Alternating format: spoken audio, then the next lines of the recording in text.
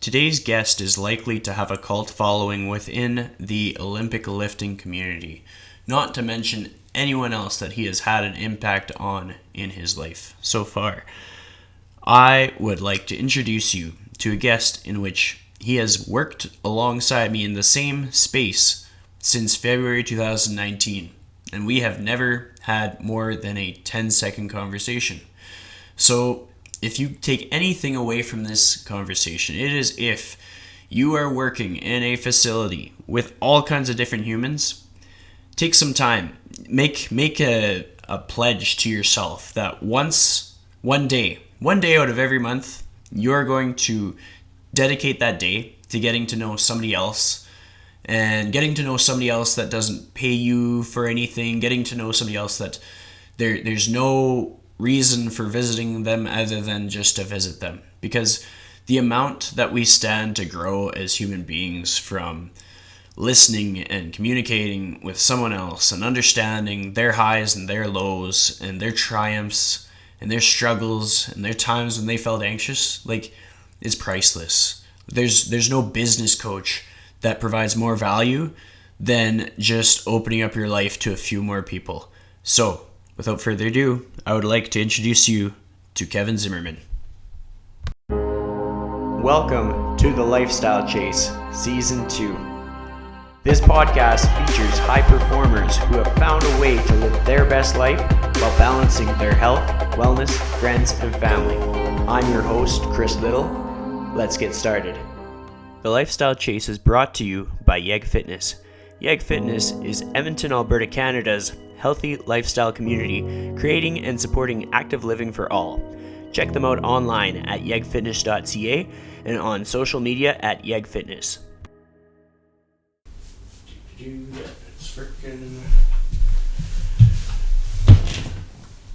Alright, so welcome to episode 73 of The Lifestyle Chase. I am joined by the one and only Kevin Zimmerman. How are you doing? Great, thanks for having me. It's a pleasure. So, what do people call you the most? Is it Coach Z? Is it what's your go-to name or your title that you're referred to most of the day? Just Coach. Nice. Sometimes Coach Z. Yeah. But yeah, Coach is I like being called Coach. Yeah. It's an honor. It's cool. Just to see a person that identifies as what they do shows just how passionate that they are about it. Mm-hmm. It's if a teacher was mad at going to the grocery store and being called Mr. Smith or whatever, mm-hmm.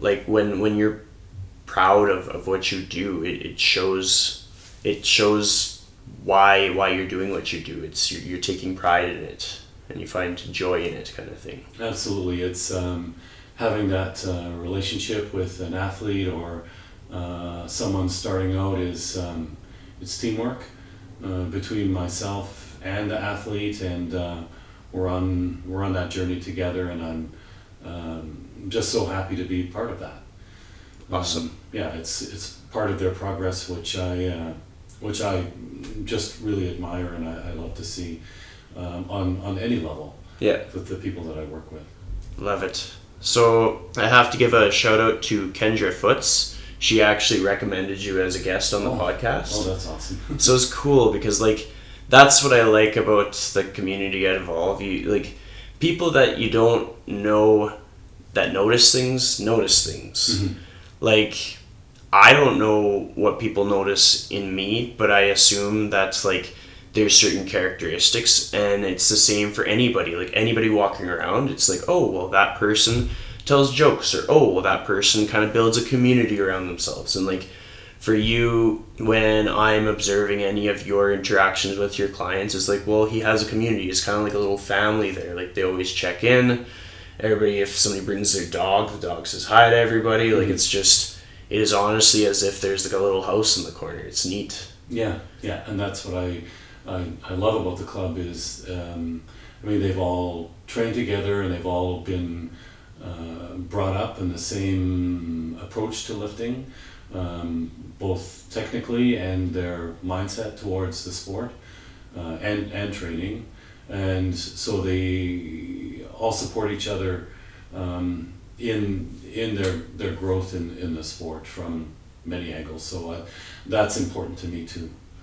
What is the most rewarding non-fitness thing that the club has kind of like done together? Oh, that's a tough question. That's hard to say one certain thing that they've done outside of that. I mean, we get together, Christmas and different things, and we don't do enough of that. So that's a good question.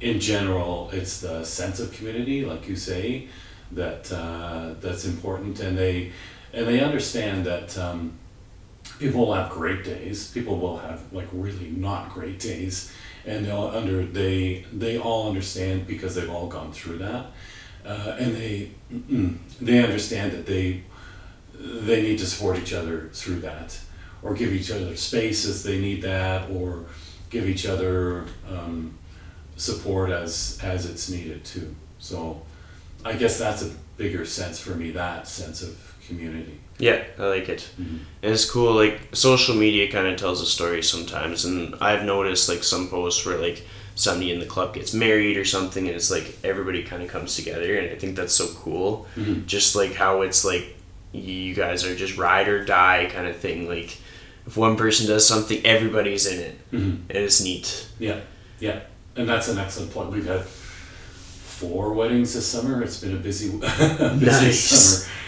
4 weddings within the club, and it's been great to be part of that. And that's an excellent point that people have shared in that celebration for each other, which has been really cool. So in the last 7 days, can you think of a moment that has brought you the most joy or made you the most happy, and what was that moment? Boy, that's a good question. I think in the last 7 days, probably working with a couple of the new lifters that I've been working with, and seeing their progress and their get it moments. A couple of those are the most rewarding. You have to understand that the sport, and the more you're involved in it, and training is I call it a marathon. It's not a sprint. It's a long process to learn to adjust technique, become stronger, become more technically efficient, work on mobility, the many components that we have to fit together. But watching new lifters just experience that joy, that fulfillment when they feel like, oh, I get it. The movement now clicks for them and feels efficient and feels like it should. Those are the moments through this past week that are really fun for me. I like it. Yeah. So if you could think back to your very first time walking into a gym, what was it like? Can you recount any like standout memories or anything that just sort of resonated with your very first time walking into a gym?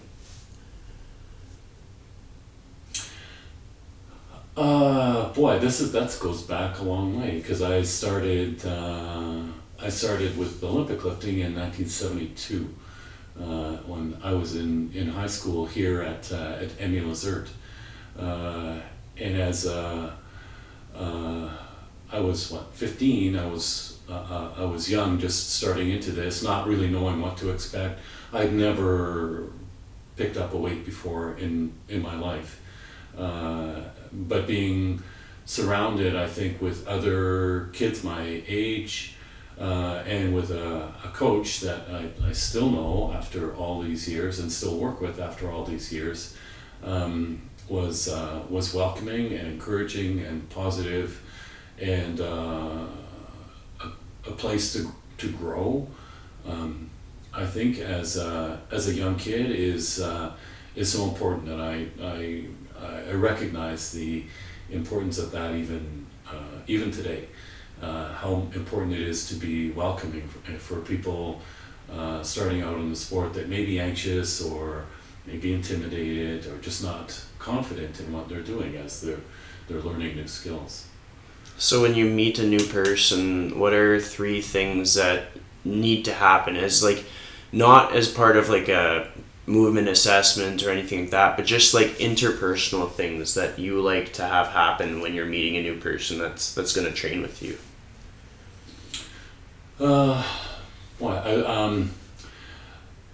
First off, especially as people come into Evolve is a big gym, and sometimes it could be noisy, and people look around and they think, oh, this is just for serious athletes.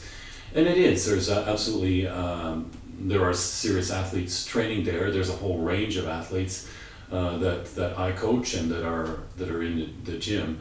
But most importantly, I just want them to feel at ease, that we will move slowly at their pace and at their abilities, and we'll work through any issues that they may have as they learn the skills.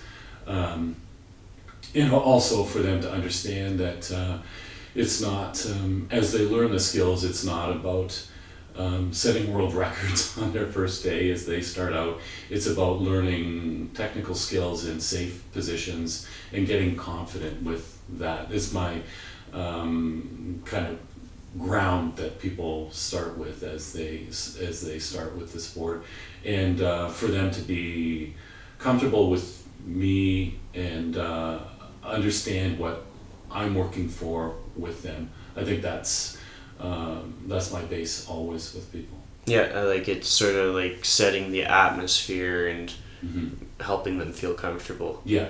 Because so it can be an intimidating place, and like anyone starting a new skill, it's people are a little anxious and a little afraid about starting new things. So yeah, even if they come from a strong background in other sports, this is often very new for people. Yeah. Well, I mean, it's so true. Like, there are, like, professional level athletes in there, and then there is, like, Linda, the soccer mom kind of thing. There's such a spectrum of people, but, like, from anybody that I've spoken to, it's almost more motivating to see all that. Like, as much as it can be scary to walk in for your first time and see some giant just like lifting up 800 pounds like it's nothing, or seeing somebody doing an Olympic lift like it's just their day job, like because that is a tough skill. Like, I did a little bit of Olympic lifting in CrossFit, but like I don't coach it because I can't professionally do it myself. And like I totally understand, like that takes like years to get the skills. It's so neat to see somebody just nail it, understanding like how much work that they've put into it, and having been there during the times when like they miss the lift or they have to go in the corner and work on like the little things, like the minutia, and just like spend the whole session working on like a little skill that builds up to the big thing. So you see somebody just nail it and they're like celebrating, and like for me, I'll be working with a client and the client's go, "Oh, what was that?" I was like, That was a special moment. Yeah. Let's take that in. Yeah. Okay, carry on. 2 more reps. But well, it's cool. You're absolutely right, and that's part of my kind of love-hate relationship with social media, in that people will focus on those moments and miss the fact that there's hours and hours and hours of time that led up to that point, and missed lift and frustrating days, and there's a lot of little pieces that go together to that one bit of success, and it's easy for people to focus on that and think that's what they should be doing, and miss that there's a lot of preparation and time that's gone into that moment. Totally. Yeah. I think there's a great crossover between like just the understanding that fitness is a long game, and that life is just, you have to like go with the ebbs and flows and everything. So I want you to think of 3 moments where fitness has helped you out a lot with the ebbs and flows of life?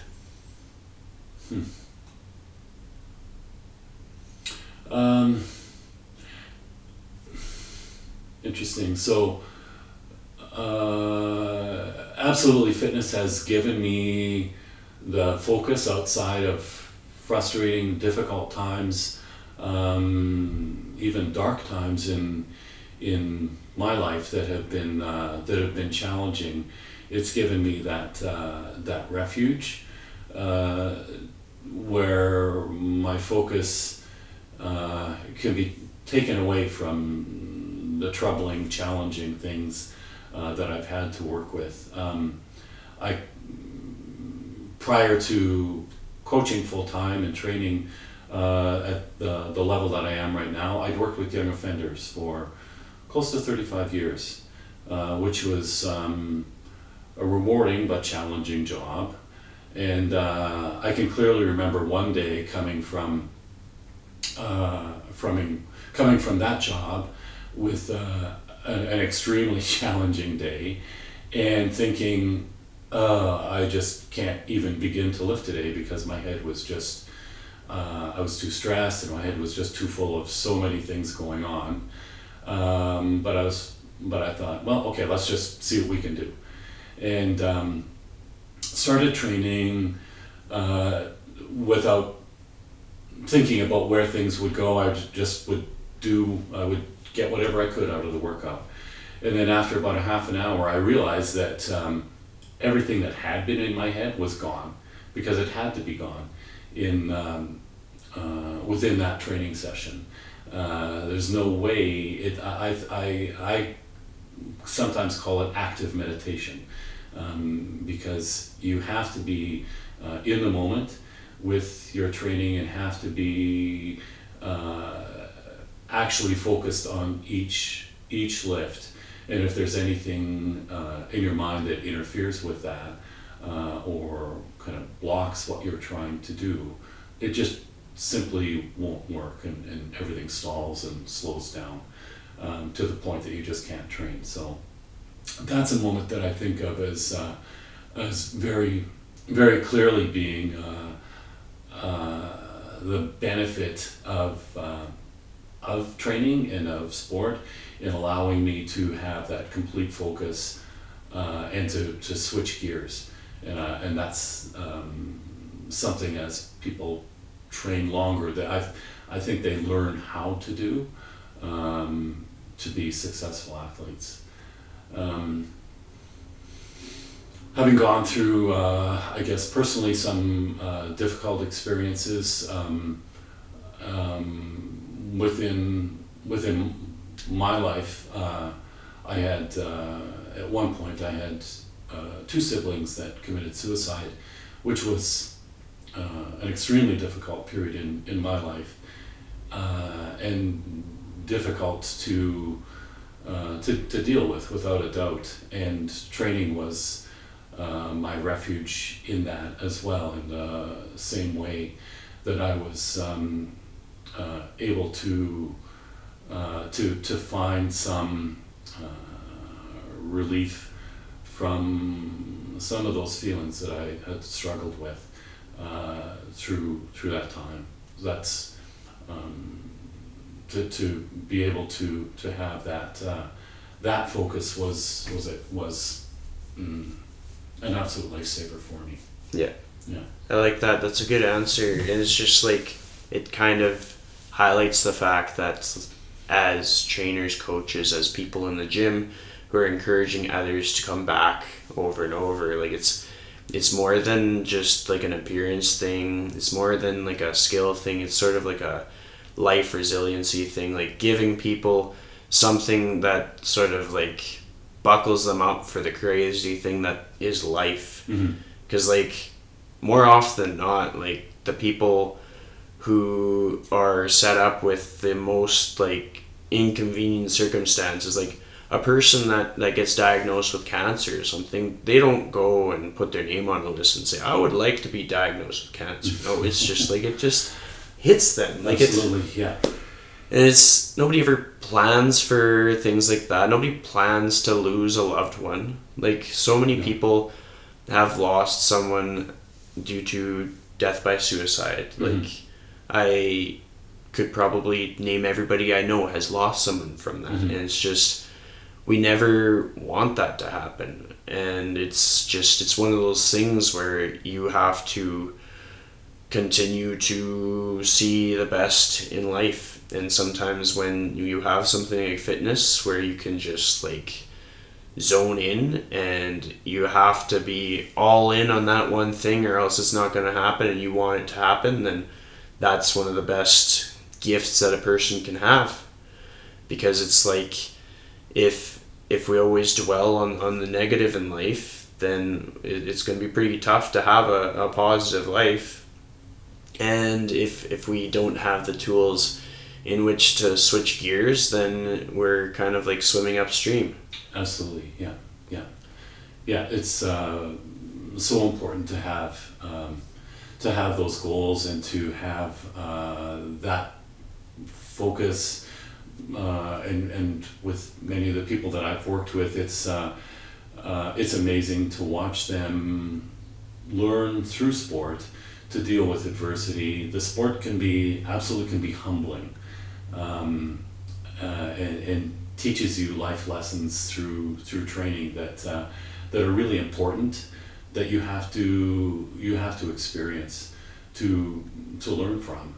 And it's not only the physical training that people learn from, it's the mental skills that are so important to from the sport, which I really appreciate.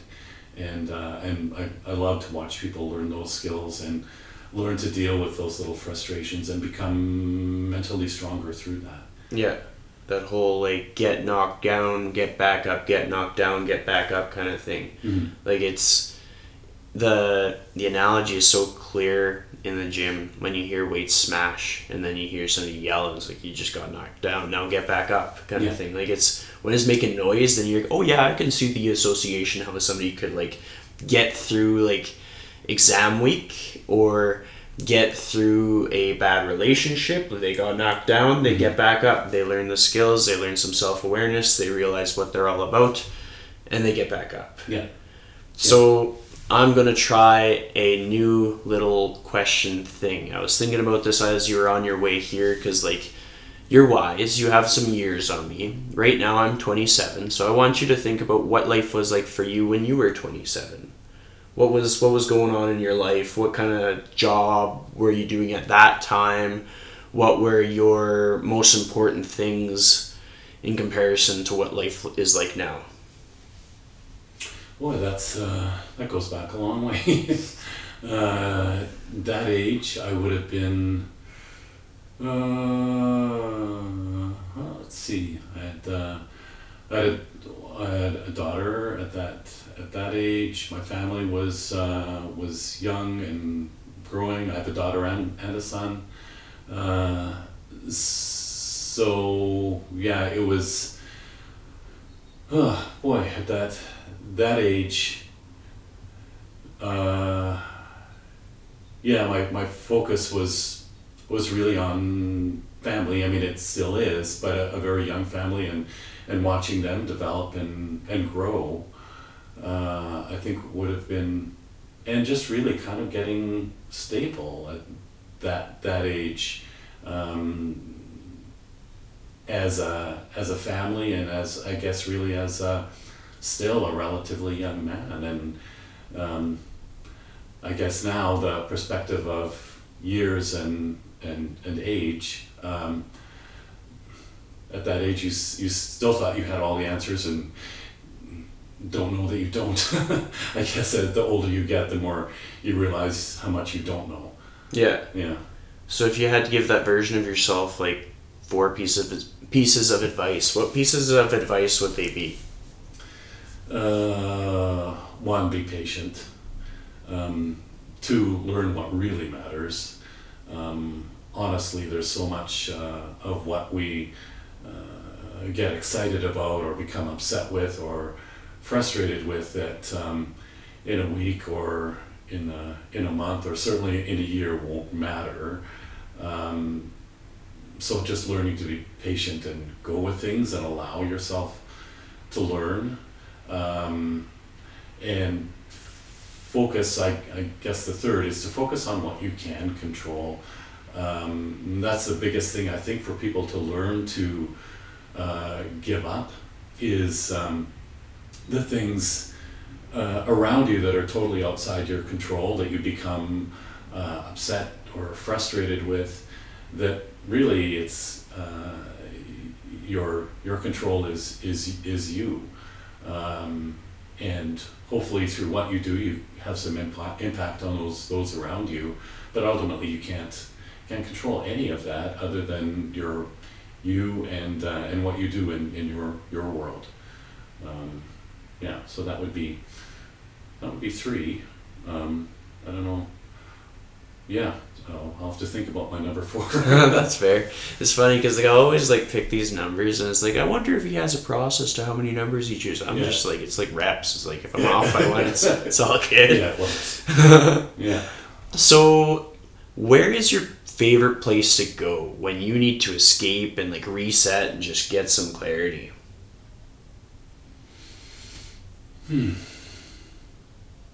Boy, that's a good question. Boy, right now that's time with my grandson because he's so much fun. That's awesome. and he's 2 years old, and I think you learn so much, and really having the luxury of time now as a grandparent that I never had as a parent. It's just so rewarding and just so much fun to watch little ones grow, and what little sponges they are, and just how quickly they learn things and absorb things, and just to see from him just complete unbridled joy in some of the things that he experiences, and that's it's awesome just to be drawn back to that, and which often as adults we lose that just joy of experiencing things, learning new things, just having fun with the things that you do. So that's probably right now my refuge. Yeah. is just watching joy, just complete joy. I like that, and that's those are the important things in life. Some people I got a new boat. And it's well, do you like the boat, or do you like how you feel when you're on the boat? Sort of thing. Yeah. And my next thing that I'm curious about is you talked about your previous job working with young offenders. Mm-hmm. So, were you a peace officer or a police officer or in a jail or? I worked in a young offender center, so a residential center, and I had a number of positions in the center. Probably the biggest period of time that in the longest kind of position that I had, I was supervising a high-profile living unit. So I had supervised the youth and staff on that living unit with the youth that would come in with very high-profile charges, very serious charges, murder charges, or they were youth that had significant mental health issues or behavioral challenges. So it was a challenging group to work with. That's where I did a lot of my work with youth while I was there. Various other things. I worked in a recreation department for a number of years as well, providing recreation programs. I supervised the programs area that actually delivered addictions programs and community transition programs and those kind of things as well for a number of years. So a variety of things. Always interesting. Every day was different. Yeah. Mm-hmm. So when you're working with like the most like high risk youth in these kind of scary situations, because like if you're meeting a young person, they've like taken someone's life, like, that can't be an easy task. I can't imagine. Hey, like No, no, it's a long process for everyone involved as they move through the court system to an ultimate resolution of whatever their charges are, and it's challenging for everyone involved in that situation to deal with the gravity of their circumstances, and almost without exception, they've all come from a history of trauma, and have their own challenges to deal with on that road. So it's learning to establish relationships in those situations, establish some trust with people that have not experienced that really with an adult, or particularly someone in a position of authority, takes time, and takes patience, and really honestly takes the ability to listen, more than anything. I feel like in that course of your life and during that career phase, like that would be a time when you probably had to learn a lot of patience, and probably a lot of time that without a doubt you experienced quite a bit of fear, or maybe fear in the form of like self-doubt. And if you could recount on a moment of that, what would stand out to you most as far as like fear goes in having that job capacity? Because it's no easy task. Well, that's a good question. Again, I think more developmentally, as I moved along personally and learned to gain more experience.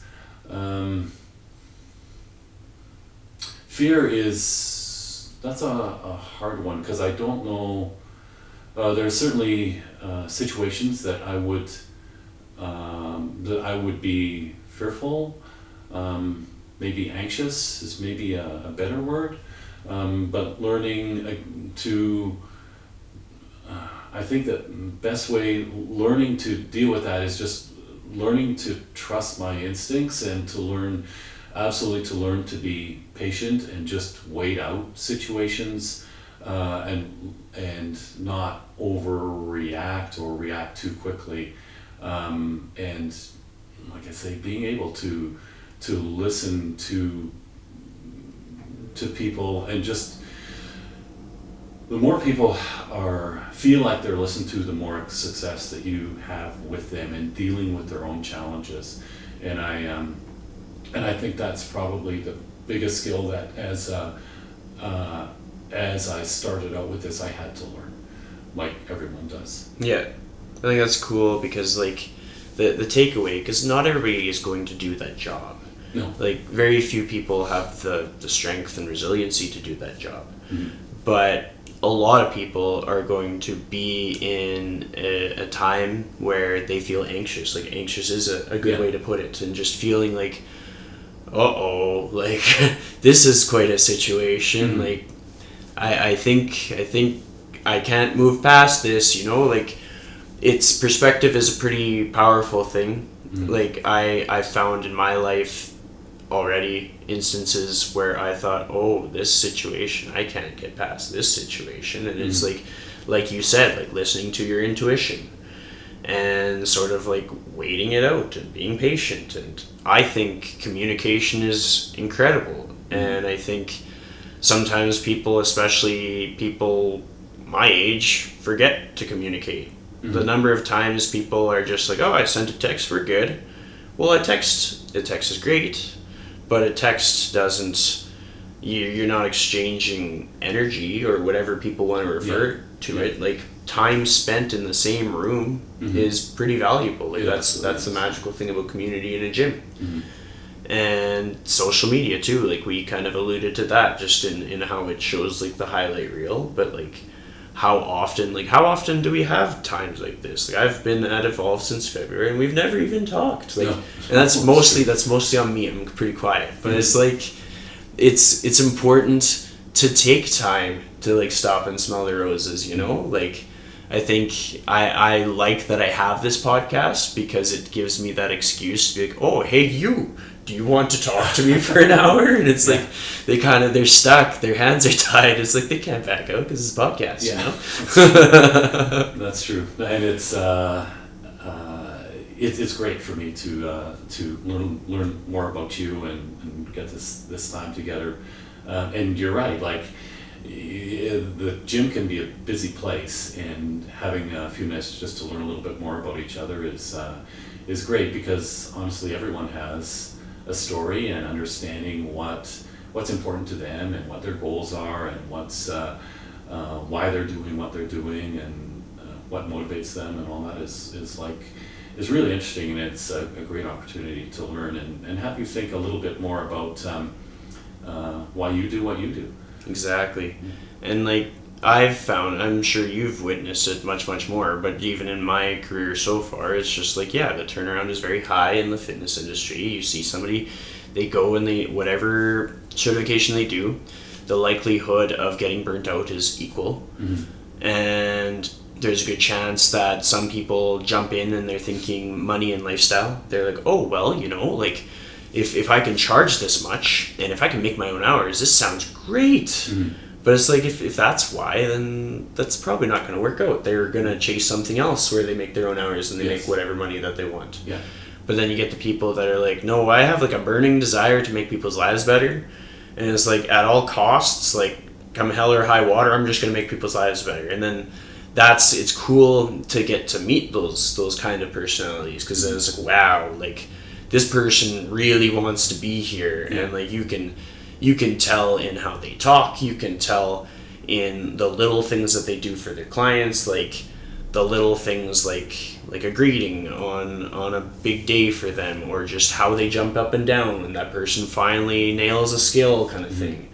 Like you can see the joy in a coach or trainer's eyes as their client has that light bulb moment, and it's neat, because it doesn't matter what kind of style of training. Like we have Michael Dietrich in Evolve, and I think one of his best qualities is the ability to empower people to adventure and enjoy the little things. Like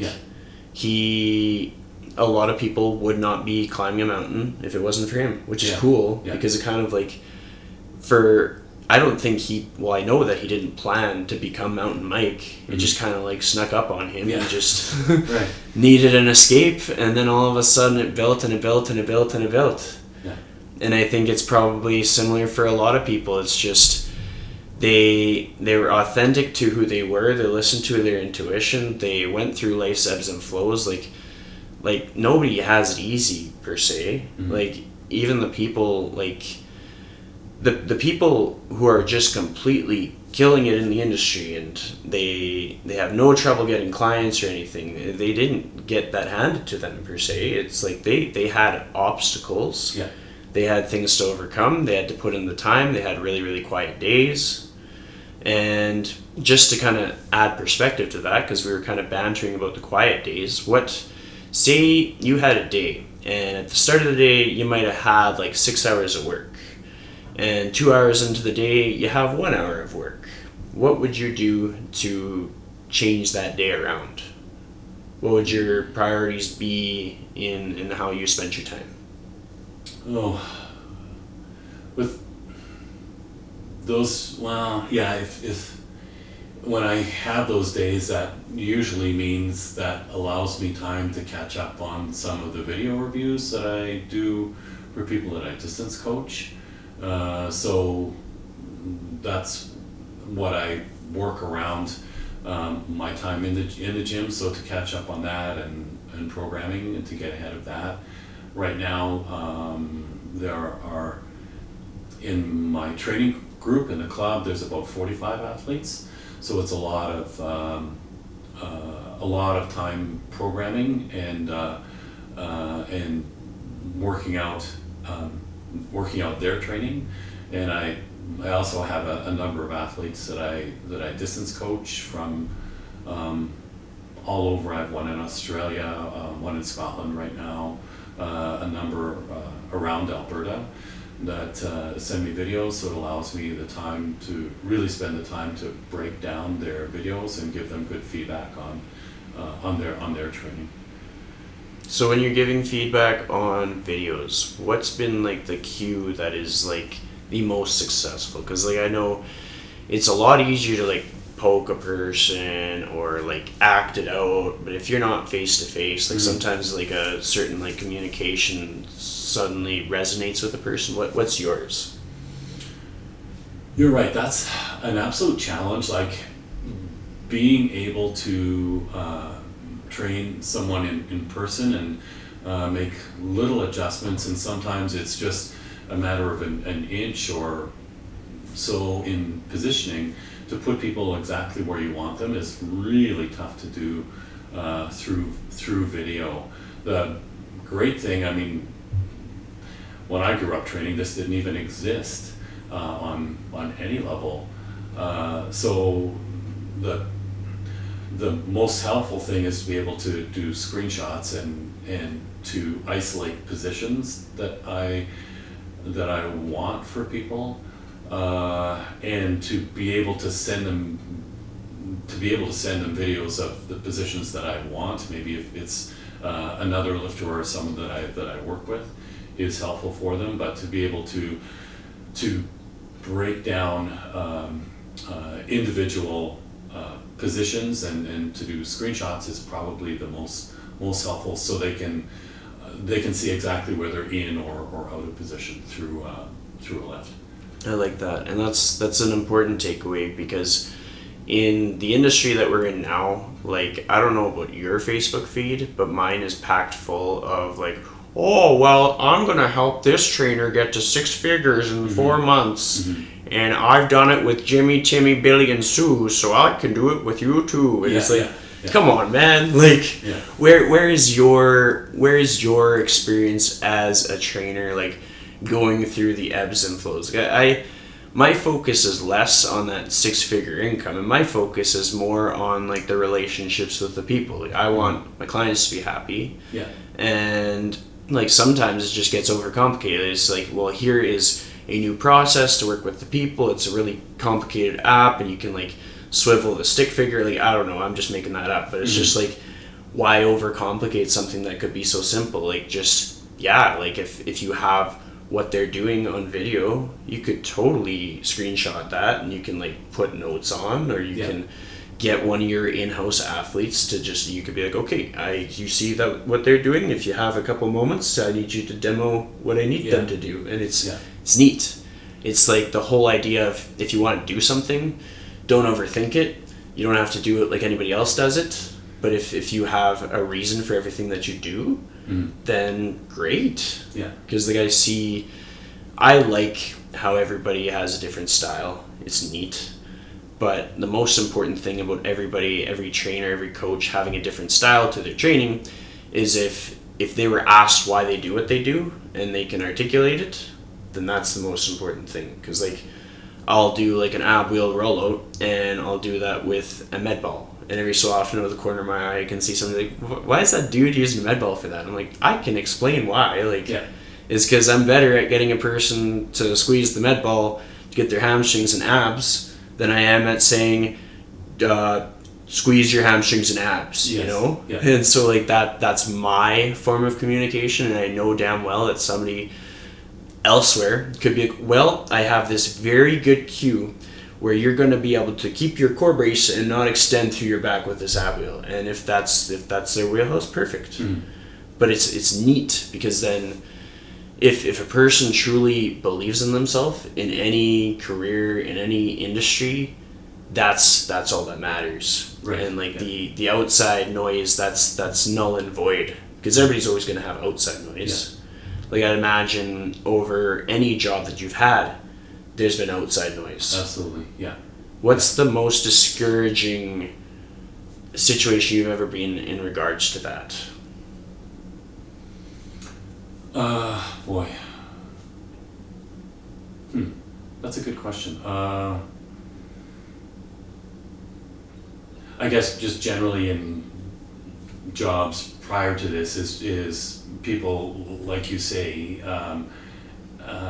doing something without an actual reason for it, or even in having a policy and being stuck with a policy that doesn't make sense, but it's a policy, so that's what we do, and not having the flexibility to be able to discuss why we're doing what we're doing, so we're actually working towards a goal. So being tied to something that maybe made sense at one point but doesn't now, is, for me, that would be that's one of the most frustrating things. Yeah. And it just goes back to like how beneficial like communication is, whether it be like just in a business structure. Like that's the wonderful thing about Evolve, is like it's a growing business as itself. So the door is always open for us to be, like the gym would feel better if we did this. Like I don't know whose idea it was to decorate, but I like that. That was a good idea. So now we have like a very seasonal atmosphere at Evolve. Yeah. But it's just like little things like that. They're open to feedback, and then with us and anybody that we work with, I'm sure like if our clients were like, I'd like to do a little bit more of this, then we can be open to feedback. But if we were like, oh no, this is how I do it, this is just how I've always done it, never going to change, well then that's going to be discouraging for anybody. And to have experienced that's kind of like gives us those skills, which is cool. We grow through what we go through. And being in a smaller organization like Evolve it's easier to have that impact. If it's a larger fitness chain, I'm sure that would be much more difficult For sure. to make any of those changes. Yeah. The neat thing, like, because I know that Evolve will grow pretty quickly in the next few years, but just the structure of it being sort of like a community within a community, like there's the chain of Evolves, but within each chain you'll kind of still feel like you kind of have, it's like a mothership, it's home, everybody's doing their thing. Because like you coach clients out of multiple locations, right? Or is it just Evolve South? Are you at Evolve North too? I'm really pretty much at South. Okay. I have coached rarely at North, but I just have way too many people I'm coaching at South to really effectively be elsewhere. Yeah. So I guess you might have a couple examples, but if you can think of the few times that you've gone to North, have you noticed, like, not in a bad way, but just a different community feel? Like it's kind of like going from one small town to another small town, but they all have nice people, but you can tell you're in a different small town. Yeah, that's exactly it, and I do appreciate those times when I'm able to go to Evolve North, or I've gone to Sunridge in Calgary, and it's I appreciate those times because I'll always come away from there learning something different from people there, and just being able to train or coach in a different environment will challenge me in some small ways and get me out of my little comfort zone, which is good. And I think it's really good for athletes to do that too, especially for the majority of my athletes that will compete at some point. I like to get people out of their little comfort zone, and athletes that only train on one platform with one bar don't adapt well to situations outside that. And when you go to a competition, you don't choose where you're going to compete or where the competition platform is, or maybe even like which warm-up platform you're going to be on. So being forced to step outside of that once in a while is good for you, and to train with different people you learn from. Yeah, I like that. What in competition has been the most bizarre pre-competition ritual you've ever encountered, and not to like belittle it, but just like, something unique? Boy, a lot of people will have their post weigh-in meal that they will have that will be like, okay, that's different. It's like, it's the sausage McMuffin or whatever it is that they pick up from McDonald's or Subway, or they always have that after they weigh in. That's like, okay, it wouldn't be my choice, but that works for you, and you feel that gives you that routine, and it doesn't upset your system or anything, and that works, then yeah, go for it. Yeah. But some of those things I'm like, well, okay, I have, this is the how I intake after I weigh in. Some of those things are just kind of funny to me, and they become just kind of a thing for the people that I coach. That, I just come to expect. Totally. Well, it's funny because it's just like people put in so much time towards that main event, and then they take a step back, and you can see like that this is what brings them joy. It's just like that little habit. It's like now they're happy. Now they're ready to show up big, and it's like there's no sense we can't jump at them and be like, you could make a much better, more nutritious choice. Yeah. Like, because then they're not gonna feel as comfortable and ready for this big moment. Like, yeah.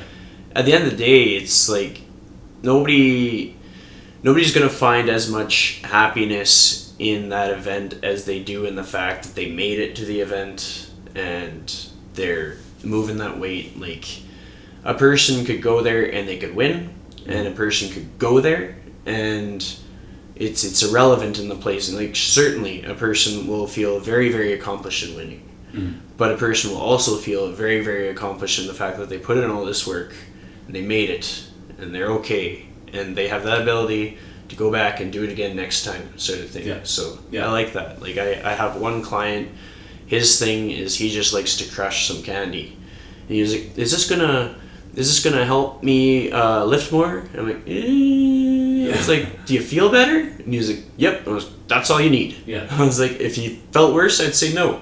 Yeah. But if you feel better, great. Yeah. Because I'm just here for you to be happy while you get progressively stronger and don't get injured. That's what I'm here for. It's like, if candy helps, great. But just know it comes with calories. So if you have some physique goals, you have to understand that. Yeah.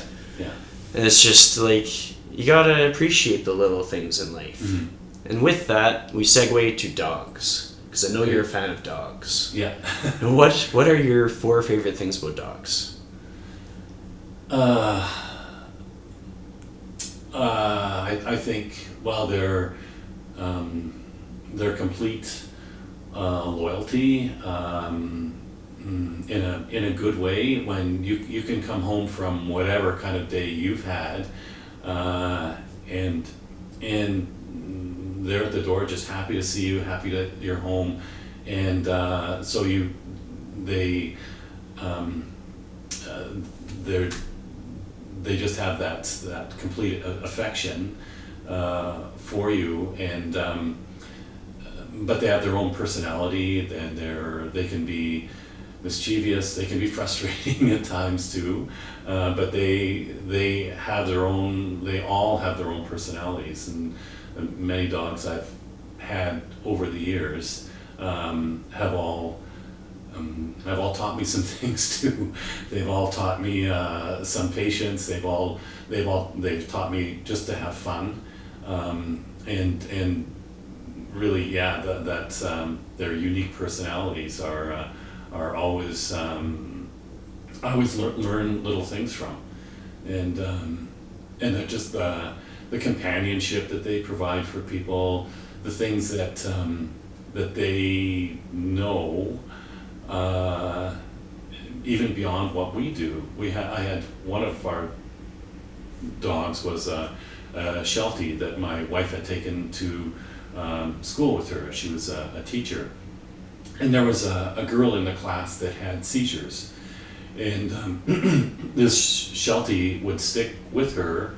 Had never been trained to keep an eye on seizures, or had never had any training with any of that, but she knew that this girl had issues and watched her the entire time. And when she was about to have a seizure, she knew that it was going to happen. Like, amazing that she could do that without any training at all, and was able to be a support for that person. And so, dogs really kind of fill that role in so many ways that we don't even appreciate, I think, sometimes. I agree. I have this like running theory that I bring up every so often. It's like, I believe that the presence of dogs can contribute towards a personal best in a lift. Would you agree? Absolutely. Excellent. Yeah, excellent. Pet therapy dogs. Yeah. Yeah. I talked about it with Dean Somerset when I had him on the podcast, and I've like talked about it with a few other trainers. And like, one day, my long-term goal is to get like a funded study in which research can be conducted to prove this theory correct, and it'll just be like people will be like blindfolded, and it'll be like a random selection, like 5 lifts or something, and maybe on the 3rd they'll put a dog in there. Yeah. You won't know. And they'll just see if you lift more. And Yeah. it's like, because I think dogs they're something else. Like, to see a dog walk into the gym, and it's just like that dog's face just lights up. Mm. And it's like, I was telling one of my clients the other day, I was like, like I'm not going to like take away from my client's time to run over and pet the dog, but if that dog walks up to me, I'm gonna pet that Yeah, dog. it's fair game. Yeah, like, Yeah. and it's cool, like the amount that it makes fitness less scary for a lot of people. There's a lot of people get their start in the gym, and they battle like anxiety, they battle a lot of self-consciousness, and their biggest support is their dog. Yeah. And sometimes that dog is essentially like holding their hand, and it's coming in when they need it the most. Yeah. And if I have a client that feels more brave to come into the gym because they can bring their dog, like, that's incredible. Yeah. Because otherwise it could take years for them to like look after themselves more. Like, sometimes it's just a matter of like life expectancy. Like, sometimes like a positive habit for yourself can completely turn things around, like mentally and physically. Yeah. So if dogs can be a catalyst, perfect. Absolutely. Yeah. Yeah. So my next question, and I think this is an important one because I know that this is an important person to you. What are your 5 things that you admire about your wife? Oh boy.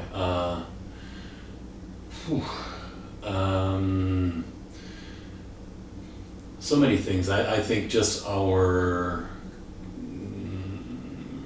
commitment to me and mine to her for what, it's like 38 years now. It's been her commitment to me and faith in me to be who I am, to allow me to do what I do, is really important, and I know there are sacrifices that she has had to make and makes every day for me to do what I do, and I appreciate that understanding, that what's in for her to be able to support me to do what's important to me as a coach. And I completely understand how much time that takes away from her and time that we could be together. But I think for her to be able to support me in that and understand that that's fulfilling for me is so important. So that's and her patience in that I appreciate, because I know that's challenging for her in the amount of time that takes away from our time together. Yeah, That would be it. those are good. And one of our colleagues at Evolve, Josh Nill, just recently got married. Oh, So if you could give advice to somebody like him, not necessarily him, because he's pretty wise, he doesn't necessarily need advice, but like if somebody just got started in that phase of their life, what would be your 3 pieces of advice for them?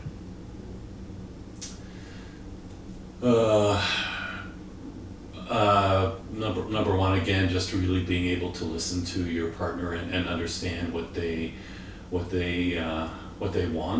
what they need to be fulfilled, and so through that, I guess, to find balance in your relationship, to allow each other to do what's important to them, so that they're happy and fulfilled, and they bring more to your relationship together.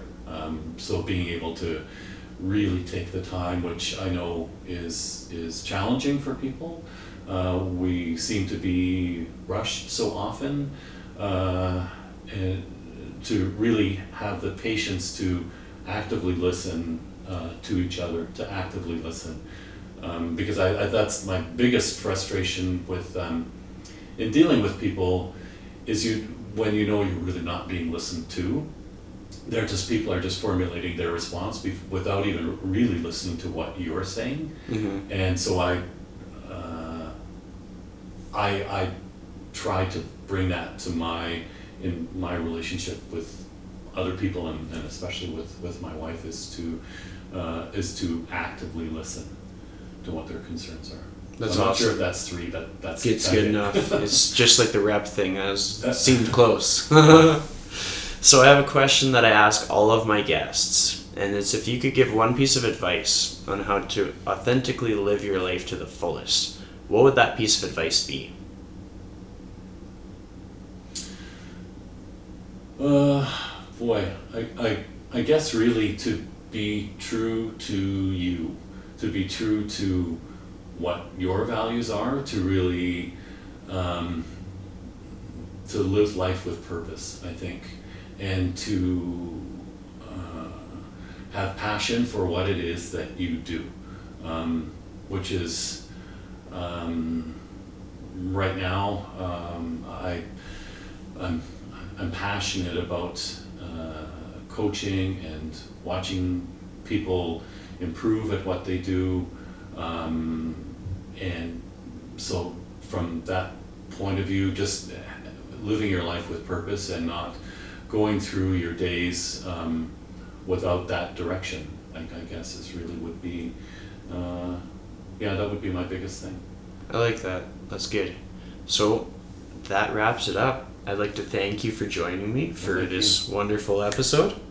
Thank you. And we'll see you around the gym. Absolutely. It's been great. It's been fun. Thank you.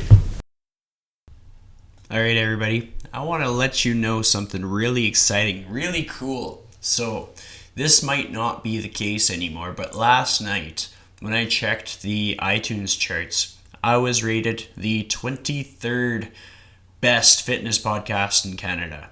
And with the rankings, it goes up, down, up, down, up, down. Like today, I might be like the 120th. But it's an accomplishment, and it's something that I'm really proud of. And the only way that I get there is with support from my listeners. I know that a rating always bumps it up. I remember one time I was like 4 months into the lifestyle chase. It was something like last November, and somebody went out of their way to rate the lifestyle chase 1 star out of 5. And so then my overall rating was like 3.7. And I put out a thing on my Facebook, and I was like, somebody actually rated me 1 out of 5. And it actually agitated so many people that was probably when I received the most ratings ever. And I know a lot of my former guests will always pay a little visit to the old iTunes and give me a 5, and I definitely appreciate that. I have a review from Carrie Dahl. She left me 1. I have a review from Jamie. She was a podcast guest. And it's really neat. It's special because it's not like when you go and you rate me, it's not like somebody gives me money, and it's not like I get a trophy. It's honestly like giving me a pat on the back. So, I mean, if you're into that kind of thing, if you think that this podcast deserves a pat on the back, that would make me feel extra special. And if you're in the business of making Chris Little feel extra special, I'd really appreciate it. Another thing that I'd like to mention, I know I'm yammering this time, is like, will he ever shut up? Well, not today. Anyways, I have a link in my bio on Instagram right now where it takes you towards the YEG Fitness Awards. Now, from the get-go, I want to say one thing. Kevin Zimmerman has hands down worked with more people than probably a lot of trainers that I've met. He's been in the industry for a long time. He's been a big part of an Olympic weightlifting club, so he's going to see a higher volume of people. If he has impacted you, I would like you to go to that link in my bio and vote for him. You can alternatively find it on the yegfitness.ca website. And that's just a little gesture to show that he has had an impact on you. Naturally, if you're one of my clients or if you're listening to the podcast for me, I also appreciate votes. I am looking at putting my name in the hat for community supporter because my involvement with a lot of the different people in the city of Edmonton, as well as the community outside of Edmonton. So that is all I have for you. Thanks for your support. Thanks for getting me up in the rankings, and thank you for listening. Have a good day. Go pet a dog.